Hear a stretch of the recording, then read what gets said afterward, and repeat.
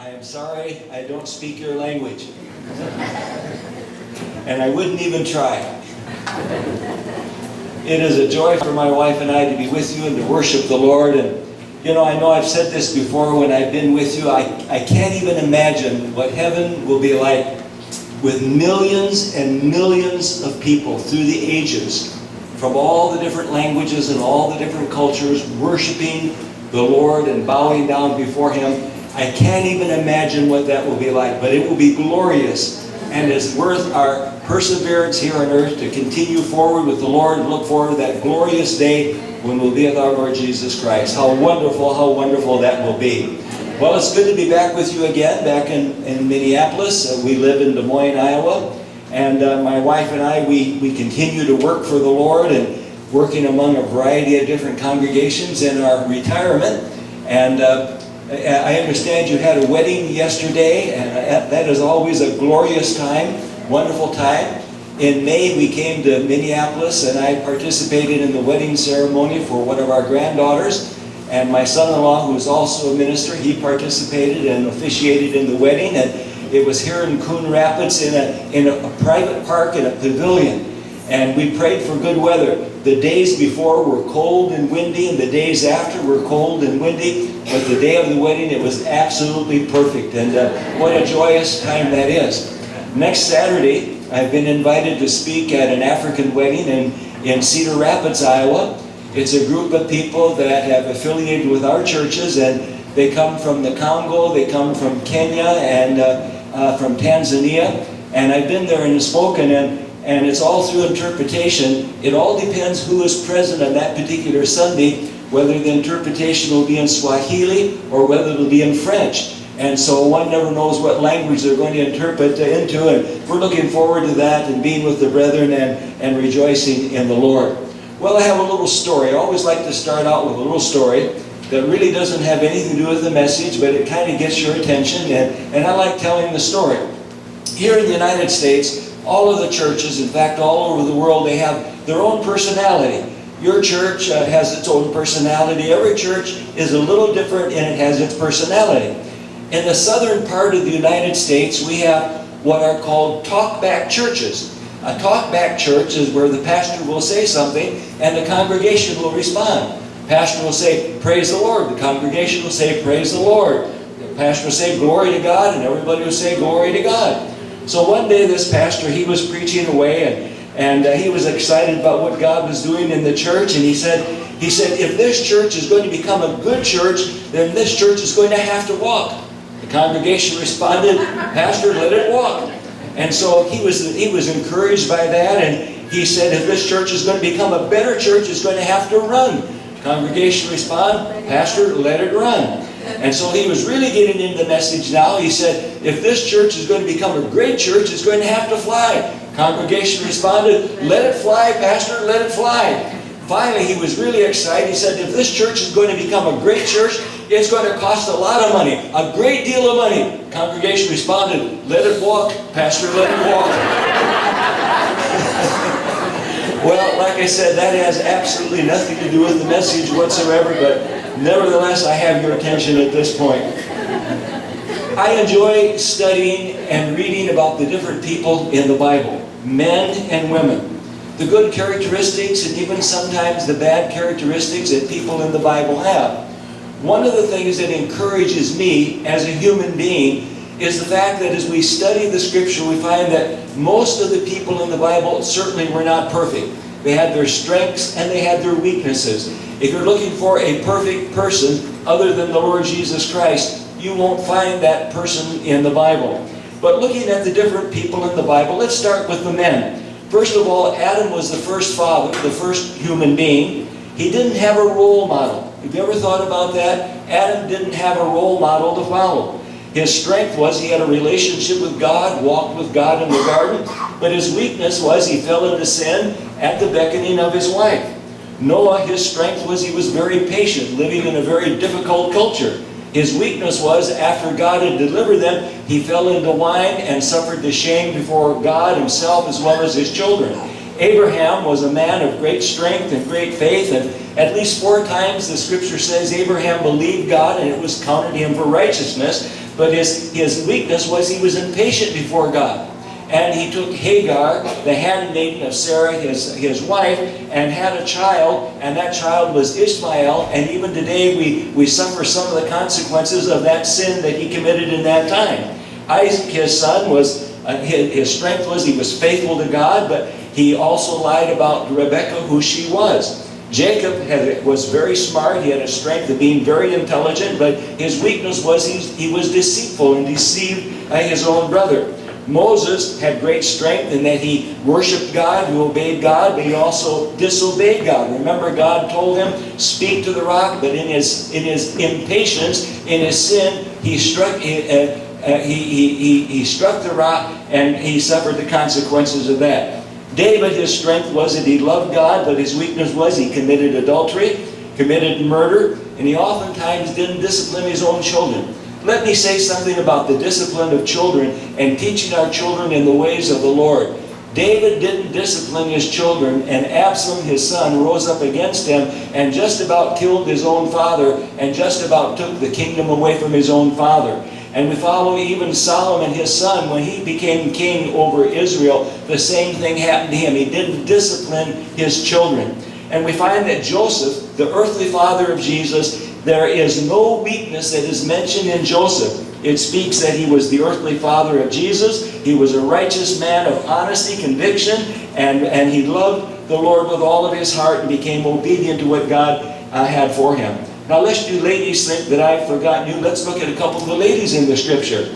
First of all, Eve, she was the mother of the human race, but she fell to the temptation and then took the temptation also to her husband. He fell, and thus sin entered into the world. Sarah, the mother of Israel, became impatient, took Hagar to Abraham, and as I mentioned, had a son, and we even suffer the consequences of that sin even to this day. We find that Joseph, or rather Job's wife, when Job went through his great trial and temptation, what did his wife say? Curse God and die. How would you like to have a wife like that to encourage you? Curse God and die. Just give it up. Forget it. It's not going to work out.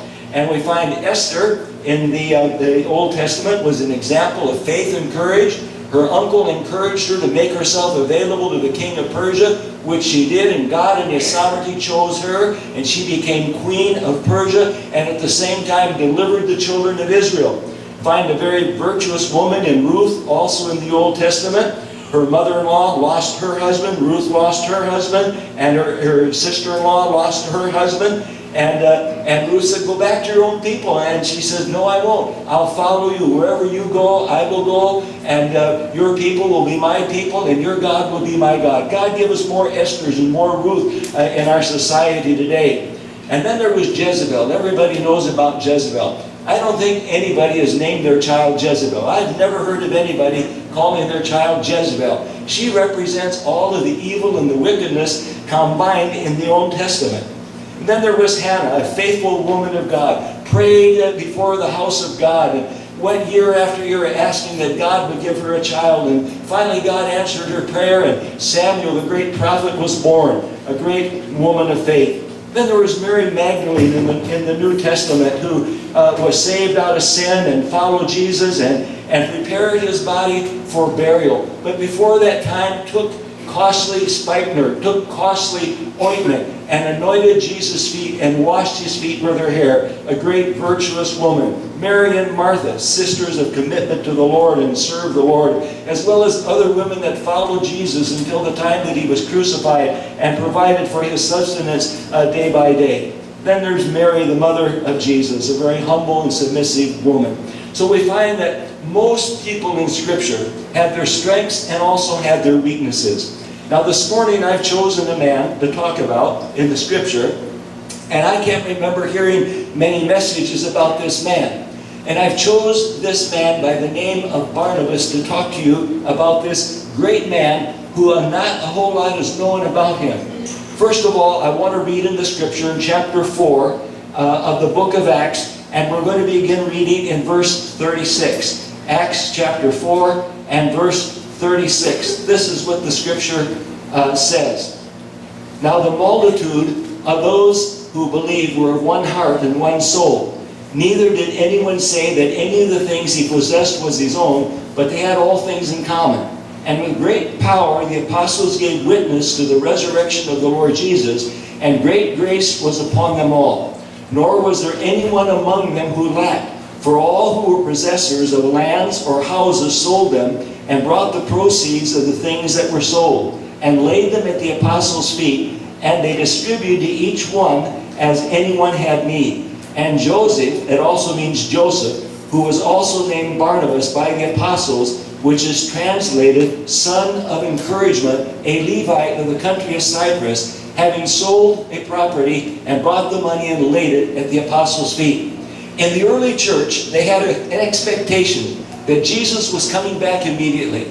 I don't know about you, but there is an expectation that I find in myself, as well as Christians all over our country, as well as different nations of the world, that Jesus is truly coming soon.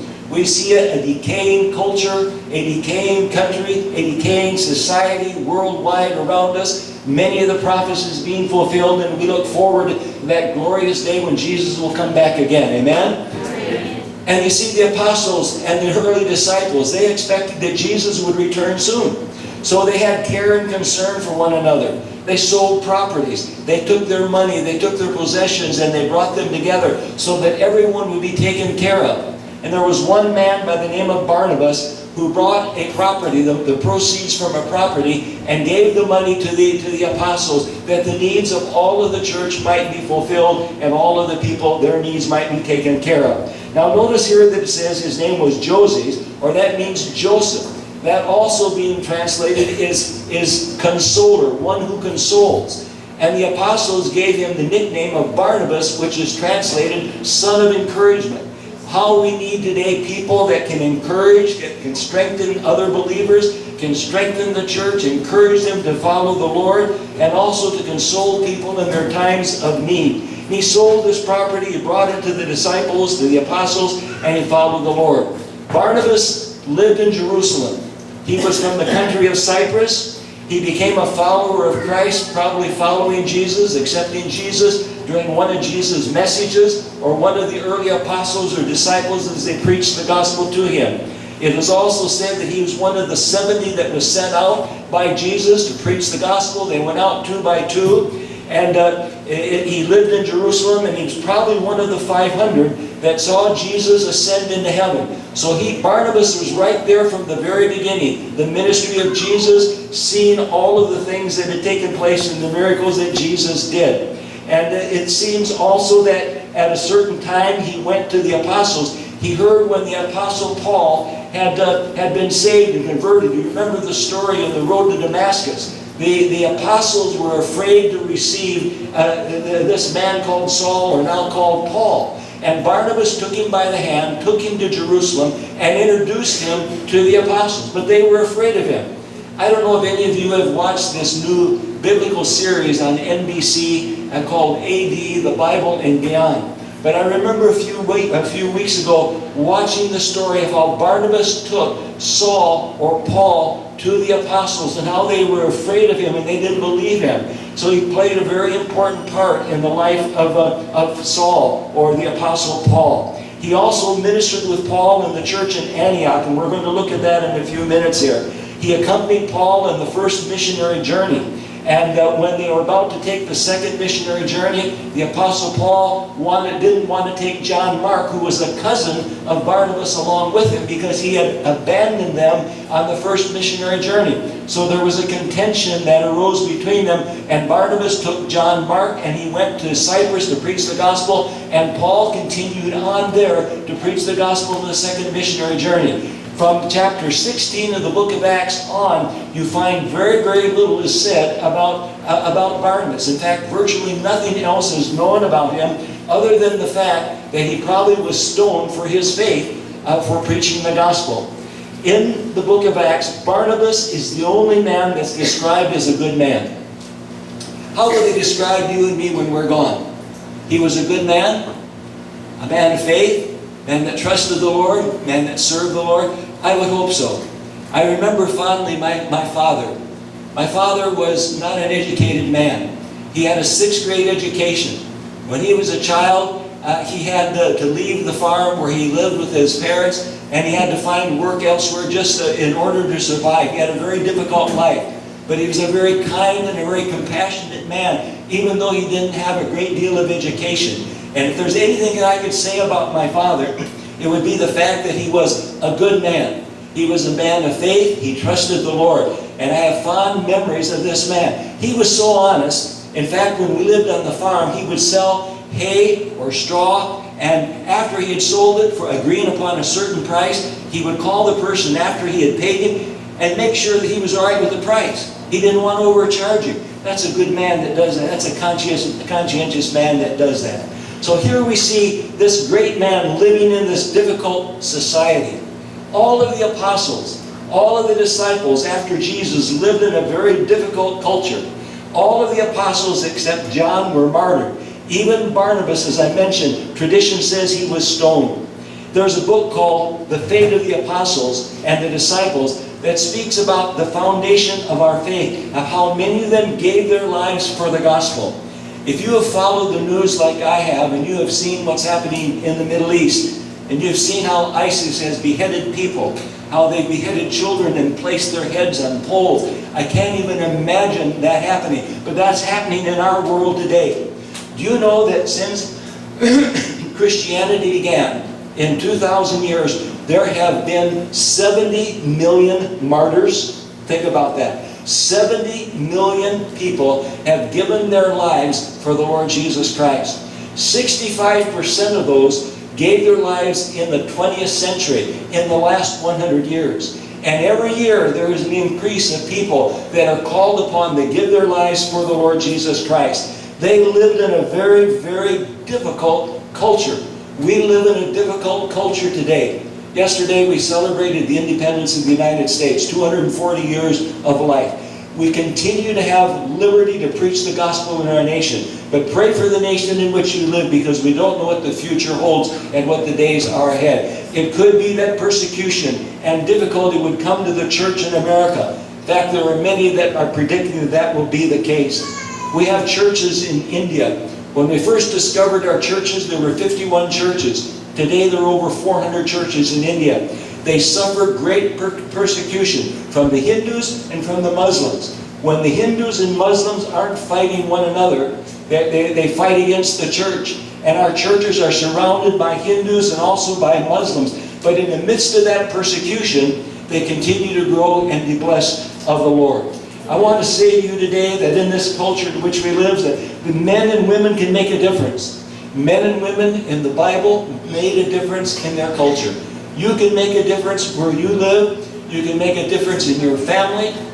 You can make a difference in your workplace. You can make a difference among your people as well as other people. I think of men also who changed the world. This is not a Christian, but Hernan Cortez, in February 19th of 1519, he sailed from Spain to the New World. He arrived in Mexico and Central America with 11 ships, 13 horses, 110 sailors, 553 soldiers, against 5 million people. And Hernan Cortez conquered Central America and Mexico against unsurmountable odds. And you know what he did when he arrived? He burned the ships. There was no going back. There are some of us that need to burn some of the ships that yet bother us, that yet weigh us down. Some of the sins and some of the things that keep us from serving the Lord and being the person of encouragement and consolation as Barnabas was in that day. Someone has said, listen to this. This really touched my heart. We have just enough gospel here in the United States to be informed, but not enough to be transformed. Think about that. We have enough gospel that we know the stories of the Bible. We know the Old Testament. We know the New Testament. We know what we should do. Enough to be informational, but not enough to be transformational. We've got just enough to get by. Men of commitment pay the price to become encouragers and consolers in a difficult culture in which they live. Let me share with you just a couple of characteristics of Barnabas, this great man of God. And let us try to place ourselves in his position and become men and women, Barnabas men and women, and have some of these wonderful characteristics that he had. First of all, Barnabas, men and women, are people that bring comfort and encouragement and hope to people. Notice in chapter 11 of the book of Acts, in chapter 11, what the scripture says. It's a very wonderful scripture. Chapter 11, verse 22 and 23. Then news of these things came to the ears of the church in Jerusalem, and they sent out Barnabas to go as far as Antioch. And when he had seen the grace of God, he was glad and encouraged them all, and with purpose of heart they should continue in the Lord. What was his message? He was sent from Jerusalem to Antioch to see how things were going in the church. They had heard about the growth of the church, and they chose a man of integrity, a man of honesty, someone that they could trust. If your pastor comes to you and says, "Brother, I'd like you to do this," he comes to you because he believes that you're a person of integrity, honesty, and capable of fulfilling the mission or the request that he has. So the church in Jerusalem trusted Barnabas. They sent him down to Antioch, and he saw what was happening, that the grace of God had come upon them, and he encouraged them all, and the church continued to grow and be blessed. And notice what happened. And they continued with purpose of heart that they should continue in the Lord. That's the message that we have for one another as Christians, that we continue on for the Lord and encourage one another and console one another in such a way. He was a great encourager. You know, there are people that you come across that just by being in their presence, they're a great encouragement. They're a great blessing. And you're blessed when you're with them. There are other people that you come across and you talk with them and you kind of wish, how can I get away? How can I get away from this person? And you leave that person discouraged. You leave that person disheartened. Instead of encouraging, that person discourages you. We had a missionary who now is with the Lord, and a wonderful, wonderful man. And he was so positive always. You'd be around him just a couple of minutes and you'd be encouraged and strengthened in the Lord. It didn't matter what kind of a situation he was going through, but he encouraged everybody. God help us that we become Barnabas men and women and be encouragers, people that console one another and people that help one another and point them to Jesus. Encouragers always point people to Jesus. Secondly, Barnabas men and women are filled with faith in the Holy Spirit.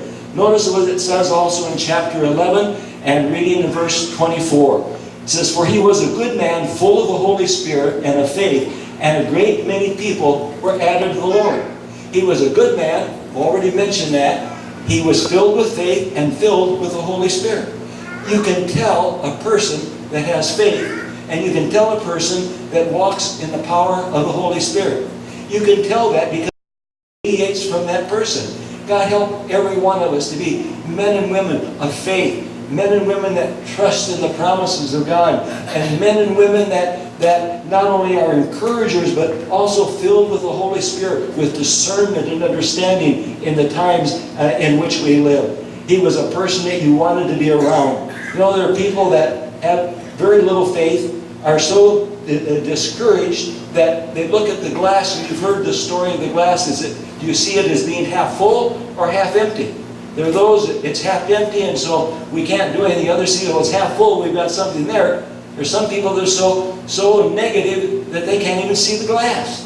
They can't see whether it's half full or whether it's empty or not, you see. And so it says here he was filled with faith and filled with the Holy Spirit. And notice that a great many people were added to the Lord. There's a relationship between being filled with the Spirit and having faith and people coming to the Lord. Churches that grow are churches that are filled with the Spirit and are filled with faith. Pastors that are blessed are pastors that are filled with the Holy Spirit and filled with faith. Board members are those that are filled with the Holy Spirit and filled with faith. And church members, people look at them and say, they go to that church. That's a church that has the Holy Spirit and has faith, and they trust in the Lord. And so that is a wonderful, wonderful thing to have the Spirit of God. One of the things that I do, I get up early in the morning and I have my prayer time and my Bible study time, and of course coffee. I always have to have coffee. I love coffee. And you know, every day I simply ask the Lord, baptize me again in the Holy Spirit. Amen. Fill me with your Holy Spirit. I don't know about you, but I need the Holy Spirit. And out of that Holy Spirit filling and overflowing will come the faith that we need. Barnabas, men and women, are filled with faith and the Holy Spirit. The third thing, Barnabas, men and women, build bridges for the kingdom of God. Chapter 9 and verse 26. Listen to what the scripture says. And when Saul had come to Jerusalem, he tried to join the disciples, but they were all afraid of him and did not believe that he was a disciple.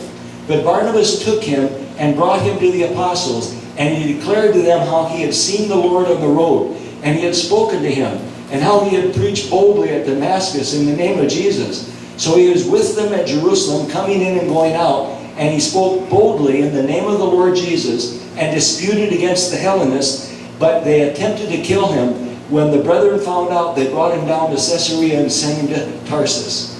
So you see, it was Barnabas that brought Saul or Paul to the apostles. They were afraid of him. But when they found out he was real and genuine, had been genuinely converted, they received and began preaching all over Jerusalem. And then the threats came from the Greek-speaking Jews who wanted to kill him as well as others. And so they sent him to Caesarea, and then he returned to Tarsus. And Paul is there for 10 years in Tarsus. God is dealing with him. You know, in our walk of discipleship with the Lord, sometimes there are long periods of time, and it looks like we're going through the valley.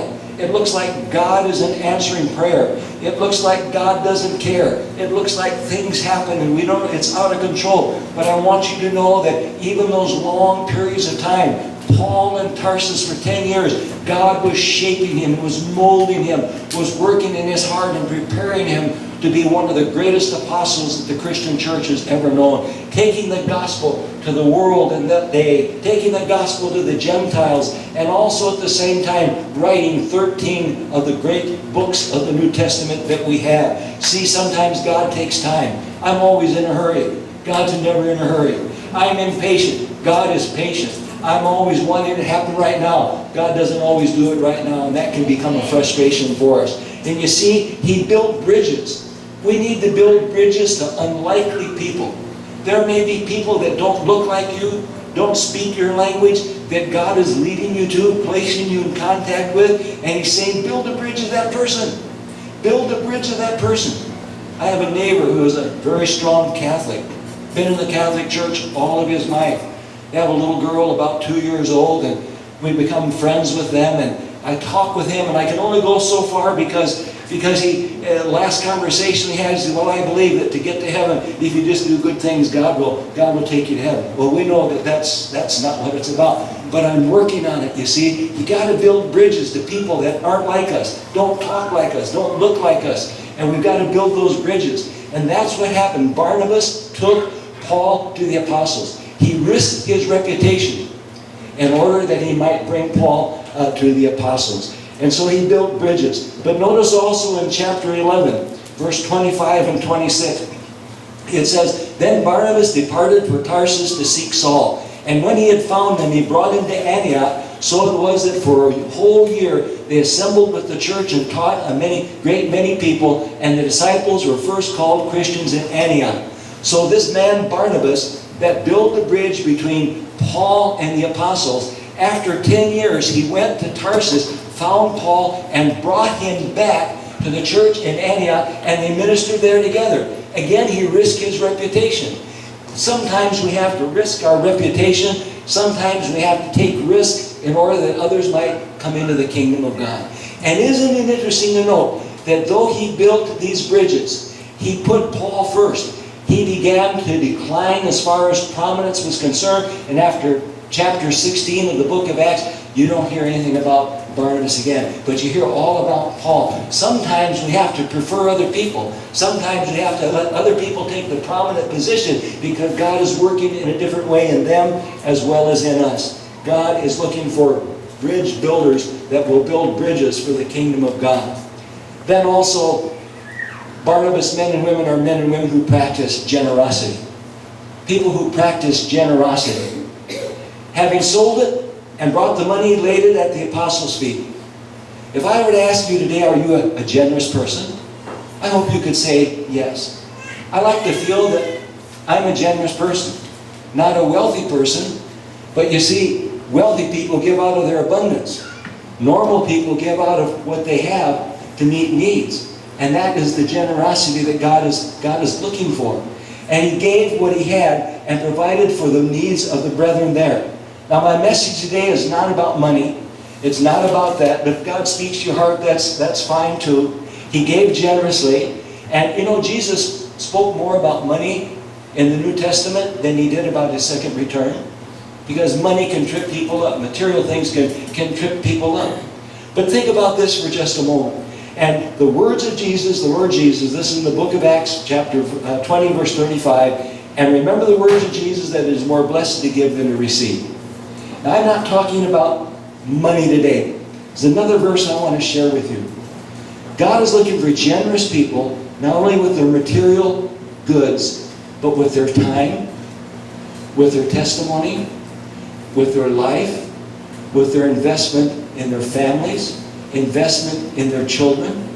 And listen to what the Scripture says. If you will invest in this way, this is what will happen. This is in Luke chapter 6 and verse 38. Give, and it will be given to you. Good measure, pressed down, shaken together, and running over, will be put into your bosom. For with the same measure you use it, it will be measured back to you.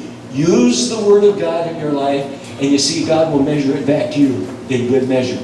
Give of your time to the things of God. God will measure. He'll make time for you, and it will be returned to you. Invest in your families and your children. Discipline them, love them, provide for them. As you invest in them, God will measure it back to you, and you'll be blessed of the Lord. And that goes for the tithe, goes for the offerings, and all the material things that we have also. In the Old Testament, in Isaiah, there's a scripture that I love. It's found in Isaiah chapter 32 and verse 8. And it says, a generous man devises generous things, and by his generosity he shall stand. Listen to that. A generous man devises generous things, and by his generosity he shall stand. Barnabas, men and women, are people who practice generosity. And lastly, Barnabas, men and women, are highly committed men and women to the Lord. Acts 13 and 2. As they ministered to the Lord and fasted, the Holy Spirit said, now separate to me Barnabas and Saul for the work that I've called them to do. God only separates and calls people to Himself for special work that He has for them, are people that are highly committed to the Lord and serving the Lord. What is the level of your commitment? What is the level of my commitment that we have to the Lord? Not what other people see on Sunday, or see as we come to church, or see as we go to church activities and festivities, but what is the level of commitment that you and I have as we stand before the Lord? You don't know my level of commitment. I don't know your level. That's not my business.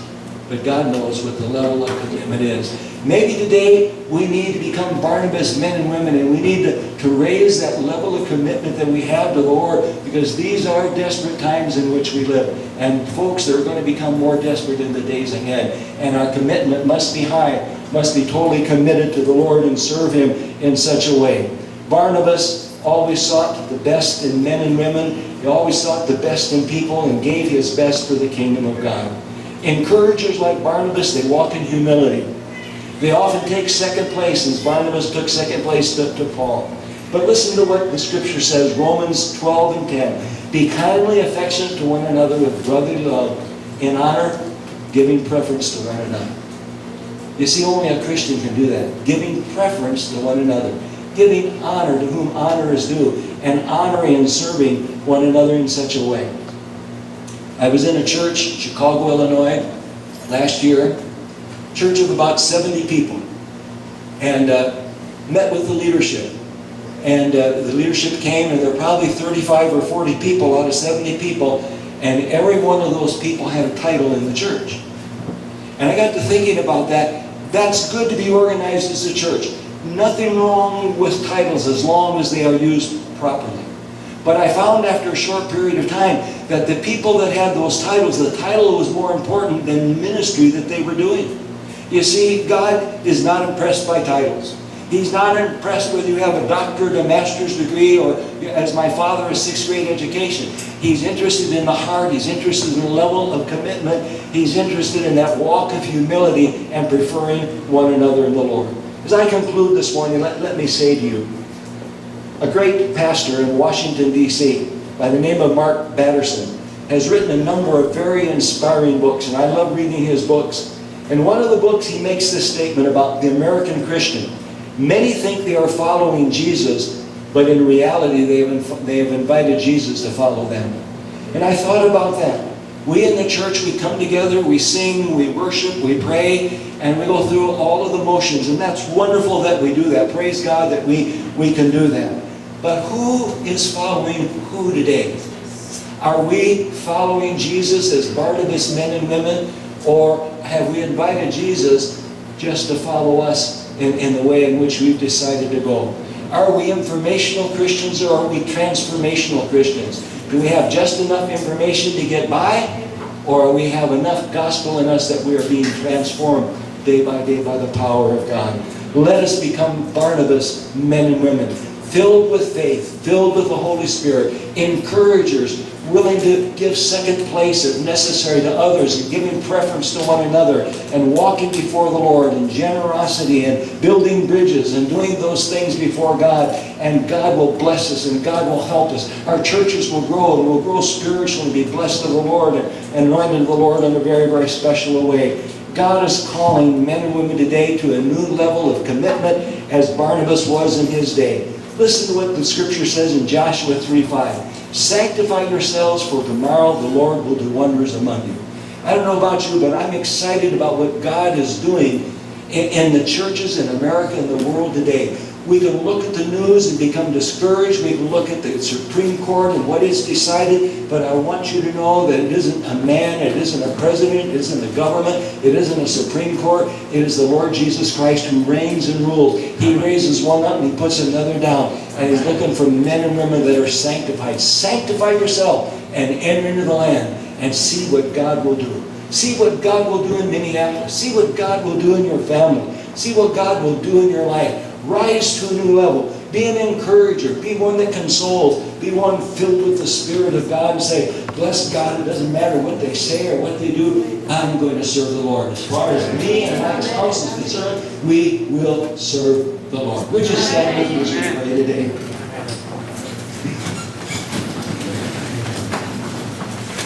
Heavenly Father,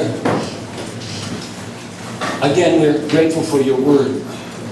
We're grateful for the freedom and the liberty that we have in these moments to stand here and worship you without persecution, to be able to say and do and worship in the style and the way that we desire to do today, Lord. I thank you for Pastor Mesfoon, his wife, his family, the elders, the leadership of this church, the worship team, the men and women that are gathered here today. And oh Lord, we simply, all of us, and Lord, the message that I preach to myself and look inward into my own heart and my own life. And I would pray and I would ask that these men and women also in their hearts would pray also that I would become a Barnabas man or a Barnabas woman today, filled with the Spirit, with a reputation to be known as a good person, but a person highly committed to the Lord Jesus Christ, filled with faith and filled with the Holy Spirit, filled with the anointing and the purposes of God, and willing to serve and invest not only money, but time, testimony in our families, in our workplace, in our lives, that Jesus might be lifted up and glorified. Lord, I pray, raise each one of us to a new level in you today. Raise each one of us to a new level, that we might see Jesus in these perilous days in which we live. Bless each man, woman, and child here today. Bring honor and glory to your name. And we thank you for these moments we've been able to spend together. In Jesus' name. And all of God's people said, Amen. Amen. Bless you.